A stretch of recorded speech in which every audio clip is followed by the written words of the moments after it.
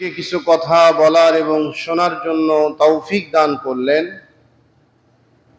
ওই মহান রব্বুল আলামিনের দরবারে শুকরিয়া আদায় করছি। সকলে বলছি আলহামদুলিল্লাহ। আরো শুকরিয়া আদায় করছি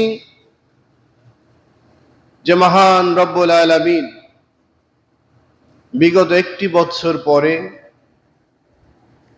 রবিউল আউয়াল মাসে দ্বিতীয় জুম্মা পর্যন্ত হায়াতে তয়্যিবা দান করে সুস্থতার সাথে এখন পর্যন্ত মসজিদে এসে আল্লাহ রাব্বুল আলামিনের ইবাদত করার লক্ষ্যে বসার তৌফিক দিয়েছেন। ওই মহান রব্বুল আলামিনের দরবারে আর একটাবার শুকরিয়া আদায় করছি। সকলে বলছি আলহামদুলিল্লাহ।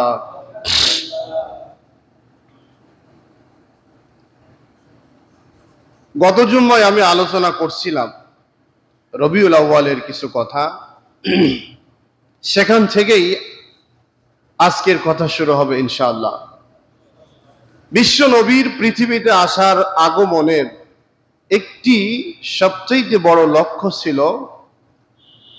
তাগুত মুক্ত করা। তাগুতি শক্তি হলো বাতিল শক্তি, অনিসলামিক শক্তি। ইসলামকে বাধাগ্রস্ত যারা করে এই শক্তিকে বাতিল শক্তি বলা হয়, আরবি ভাষায় বলা হয় তাগুত। এই তাগুতকে দমন করার জন্য বিশ্ব নবী আগমন করলেন। মাসটি হলো রবিউল আউয়াল। আমি গত জুম্মায় যদিও বা বলছিলাম, আজকে শুরুতে একটি কথাই শুধুমাত্র বলছি, সেটা হলো রবি মানে প্রথম, আউয়াল মানে বসন্ত। নবীর সাথে আউয়ালের বসন্তর কি বিষয়টি? এটি হলো বসন্তকাল বোঝার জন্য আমাদের সময় এখন কোকিল ডাকে ঠিক, কিন্তু খুবই কম। বসন্ত উল্টা পাল্টা হওয়ার কারণে সময় আর কোকিল ডাকে না। কিছু গাছের ফুল ফুটে বসন্ত আসলেই, যেমন শিমুল গাছের ফুল, অন্যান্য ফুল, এগুলা ফুটে প্রমাণ হয় যে এখন হলো বসন্তকাল। আর এই বসন্তকাল আমরা আবার গ্রহণ করছি বেশ কিছু বিষয় নিয়ে। সেটা হলো নববর্ষকে গ্রহণ করার জন্য, বসন্তকে গ্রহণ করার জন্য গ্রামগঞ্জেও ইদানিং আসছে শহর কেন্দ্রিক বেশি, যেগুলা দেখা যায় মেয়েরা বসন্তকালের কিছু ফুলের মালাগুলা ঝুঁটিতে বেঁধে বসন্ত রঙের শাড়ি পরে তারা প্রমাণ করছে আমরা বসন্তকালের রূপান্তরিত হয়ে এখন ঘুরছি। কিন্তু রাসূল সাল্লাল্লাহু আলাইহি সাল্লাম এই বসন্ত বুঝিয়েছিলেন, আর এই বসন্ত দুইটা এক না। ওই সময় ফুলবিহীন জাহিলিয়াত সমাজের মধ্যে মানুষগুলা নিয়োজিত ছিল, হাবুডুবু খাচ্ছিল, রাস্তা হারা ছিল, দিশাহারা ছিল, পথ হারা ছিল। কিভাবে কোন দিকে গিয়ে আল্লাহকে পাওয়া যাবে এ বিষয়টি দিশাহারা হয়েছিল। আল্লাহ রাব্বুল আলামিন এই বসন্তকে কোরআনের আলো দিয়ে, নবীর মাধ্যম দিয়ে আল্লাহ রাব্বুল আলামিন গোটা বিশ্ব জাতিকে আলোকিত করলেন, যাতে করে সমস্ত জাহিলিয়াতের অন্ধকার থেকে মানুষগুলা আলোর দিকে এসে আল্লাহর সান্নিধ্য লাভ করতে পারে, আল্লাহকে পেয়ে যায়, রসুলকে পেয়ে যায়, পরকালকে পেয়ে যায়, জান্নাত পেয়ে যায়, জাহান্নামের আগুন থেকে বেঁচে যায়। সেই জন্য রসুল সাল্লাল্লাহু আলাইহি সাল্লামের আগমনের সবচাইতে বড় উদ্দেশ্য। এখন আমরা এই রবিউল আউয়াল কেন্দ্রিক অনেক আলোচনাগুলা করতে গিয়ে মূল আলোচনার জায়গায় সুযোগ আমরা পাই না। এই জন্য মূল আলোচনা যেটা, সেটাই আমরা জানবো যে রাসূল সাল্লাল্লাহু আলাইহি সাল্লামকে কেন্দ্র করে আল্লাহ রাব্বুল আলামিন বলেন, লাকাদ কানা লাকুম ফি রাসূলিল্লাহি উসওয়াতুন হাসানাহ।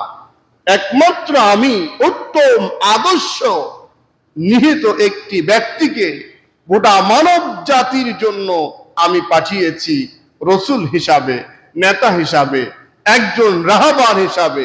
সুবহানাল্লাহ। এই রাহবার একমাত্র জাহান্নাম থেকে মানুষকে জান্নাতের দিকে নিয়ে যেতে পারে। এই হলো রবিউল আউয়ালের মূল বিষয়বস্তু। সম্মানিত উপস্থিতি, আজকে দ্বিতীয় জুম্মা, নবীজি আগমন করলেন সোমবার, অত্যন্ত একটি গুরুত্বপূর্ণ মুহূর্তে। আবার এই মাসেই রাসূল সাল্লাল্লাহু আলাইহি সাল্লাম বিদায় নিলেন। একই দিনে এ ব্যাপার নিয়ে মতনৈক্য রয়েছে।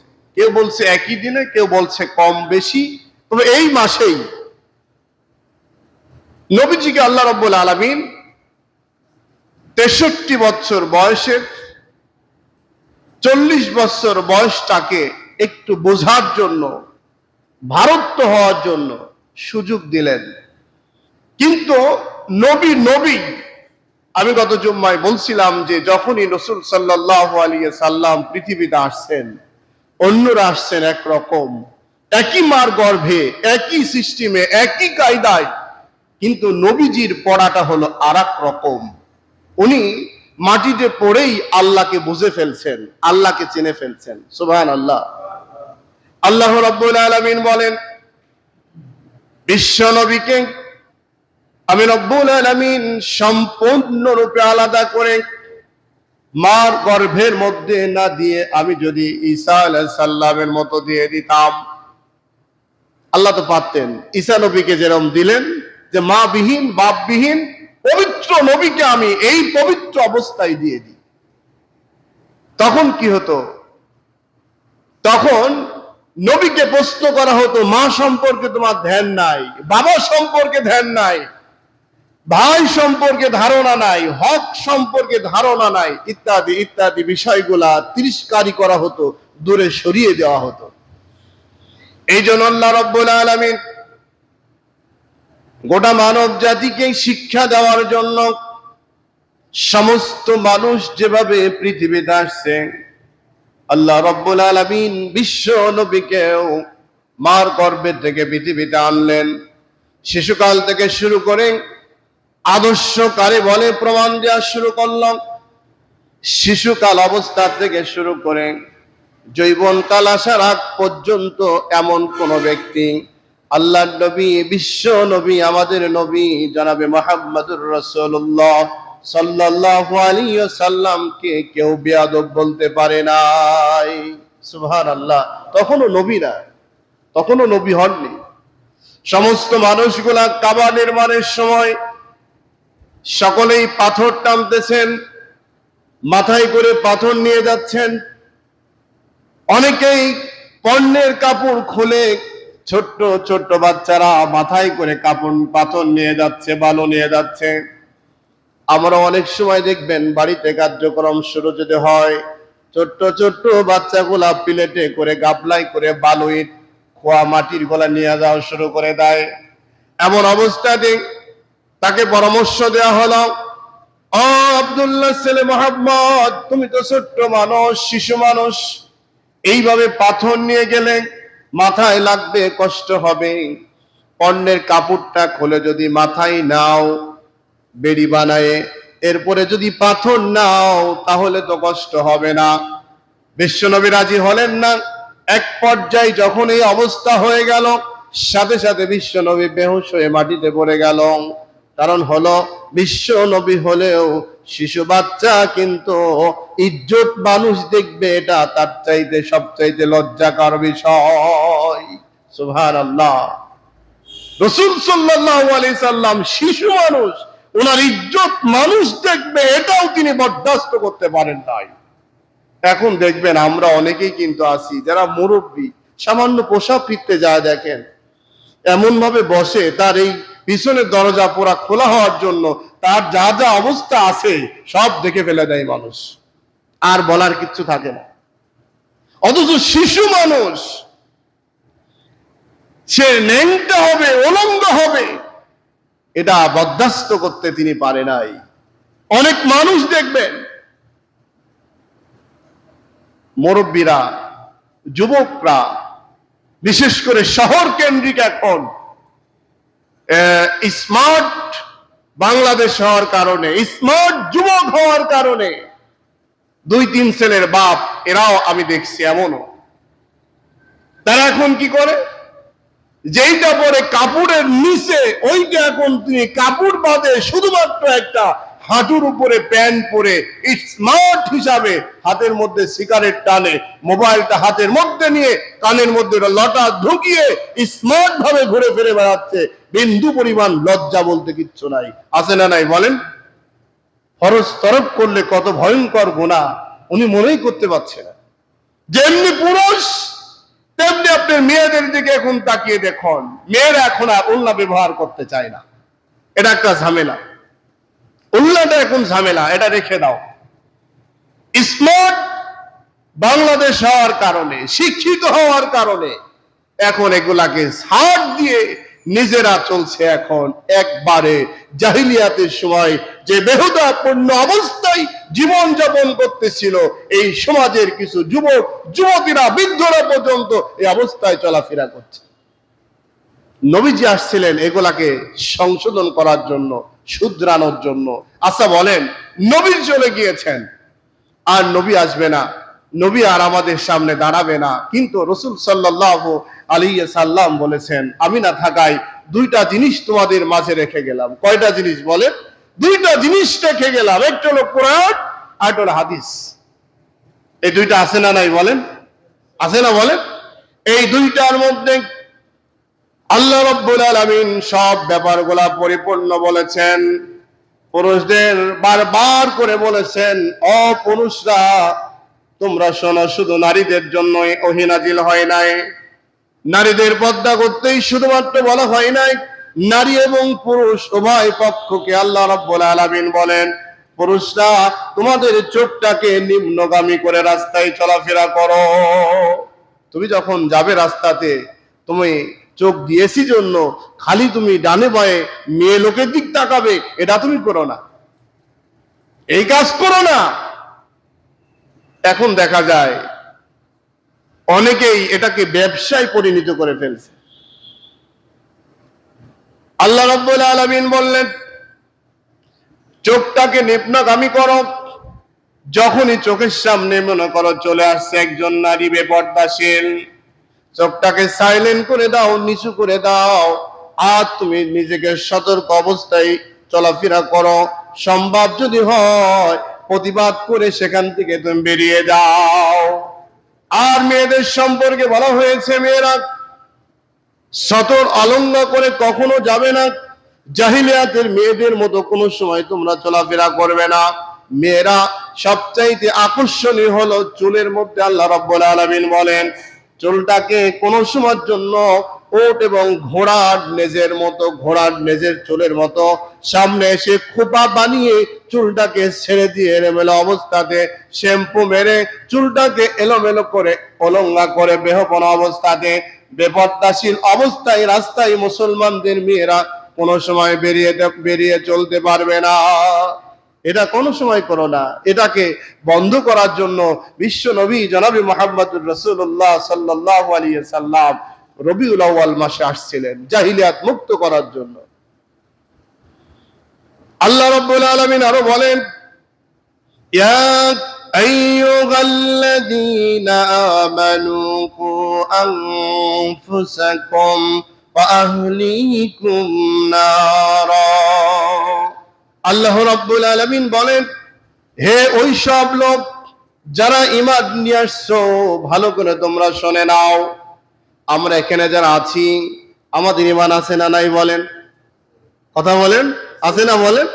ঈমান আছে জন্য আমরা নামাজে আসছি, ঈমান নাই আমরা নামাজ পড়তাম না। ঈমান হলো কয়েকটি কোয়ালিটি ঈমান। যারা মূর্তি পূজা করে তাদেরও ঈমান আছে। যারা হলো যাত্রা গান, বিভিন্ন কনসার্ট, অন্য অন্য কার্যক্রম গুলা করে তাদেরও ঈমান আছে। কিন্তু ঈমানের হলো কোয়ালিটি। ঈমান সত্যিকারে আনতে বলছেন আল্লাহ রাব্বুল আলামিন আল্লাহর প্রতি। তোমরা ঈমান নিয়ে আসছো আমি আল্লাহর প্রতি। আর এখানে ওই ঈমানদারদের ডেকে বলা হচ্ছে ইয়া আইয়ুহাল্লাযীনা আমানু, ও ঈমানদারেরা, যারা হলো অন্যদের প্রতি ঈমান নিয়ে আসছো তারা না, শুধুমাত্র একমাত্র তোমরা শোনো যারা হলো আমার প্রতি ঈমান নিয়ে আসছো। তার মানে কোরআন শরীফে আল্লাহ রাব্বুল আলামিন অনেক জায়গায় শুধুমাত্র ঈমানদারদের ডেকে অনেক পরামর্শ দিয়েছেন। সুবহানাল্লাহ বলেন। অনেক পরামর্শ দিয়েছেন। কেন? দেখুন, কাঁচের জিনিস যখন আপনি কিনবেন, গতকালকেই সম্ভবত ওই দোকানে বসছি, দেখছি যে অটোর মধ্যে, অটো গাড়িতে কাঁচের কিছু কাঁচ সাজাই নিয়ে যাচ্ছে। রাস্তার ওখানে উঁচা নিচু উনি কিন্তু খেয়াল করেনি। উঁচা নিচু খেয়াল না করার কারণে যখনই পার হয়ে এই পার চলে আসছেন, কাঁচগুলা ভেঙে টস টস করে সব নিচে পড়ে গেল। লোকটা মুখ ছোট্ট করে নামে নিচে দাঁড়ায় তাকাচ্ছে আর দেখে, আরে কাঁচটা ভেঙে গেল। উনি ভাড়া নিয়ে আসছেন, কাঁচটা ভেঙে গেল, এখন তার ক্ষতিপূরণ কিন্তু দিতে হবে। এই ক্ষতিপূরণ দেওয়া হলো খুব সহজ। 5,000, 10,000, 2,000, 3,000, 500, 100 ক্ষতিপূরণ দেওয়া সহজ। ঠিক তদ্রুপ ঈমানদারদের ডেকে আল্লাহ পরামর্শ দিয়েছেন, ও ঈমানদার, ঈমান যখন নিয়ে আসছো, রাস্তায় চলার সময় এলোমেলো অবস্থায় চলো না। কাঁচ যেমন ভেঙে গিয়েছে, তোমার ঈমানটাও এমন ভাবে মাটিতে পড়লে ভেঙে তছনছ হয়ে যাবে। ঈমানটাকে সতর্কতা অবস্থায় তুমি চলো। এ ব্যাপারে হযরত আবু ওয়াক্কাস রাদিয়াল্লাহু তাআলা আনহু সম্পর্কে একটি হাদিস বর্ণনা করেন। হযরত ওমর রাদিয়াল্লাহু তাআলা আনহুকে প্রশ্ন করলেন, ভাই ওমর, ঈমান সম্পর্কে আমাকে একটি ধারণা দাও। জাহিলিয়াত সমাজের মধ্যে ঈমানটা আমি রক্ষা করব কিভাবে বলো? জাহিলিয়াত সমাজের মধ্যে ঈমানটাকে রক্ষা করে চলবো কিভাবে, আমাকে পরামর্শ দাও। দুইটা উদাহরণ দিয়েছেন। একটা বলেছেন, মনে করুন রাস্তা দিয়ে যখন তুমি রওনা দিয়েছ, পুরা রাস্তার মধ্যে কাঁটা, পুরা রাস্তার মধ্যে কাঁটা, সমস্ত গাছগুলার মধ্যে কাঁটা, কিন্তু রাস্তা হলো একটা। ওই রাস্তা দিয়ে তোমাকে পাড়ি দিয়ে যেতে হবে। যাওয়ার সময় তুমি বলো, এখন রাস্তায় চলার সময় চোখটাকে নিম্নগামী করে চলবে না এলোমেলো অবস্থায় রাস্তা দিয়ে তুমি চলবা? কোনটা করবে তুমি বলো? উনি বললেন, তাহলে তো অনেক সতর্কতা অবলম্বন করে চলতে হবে। সতর্কতা অবলম্বন করে যদি না চলো, তাহলে কি হবে? কাঁটাতে তোমার শরীরের চামড়া বন্ধ ছিঁড়ে যেতে পারে। ঠিক না বলেন? কাপড়টা ছিঁড়বেই, তোমার শরীর বন্ধগ্রস্ত ছিঁড়ে যাবে।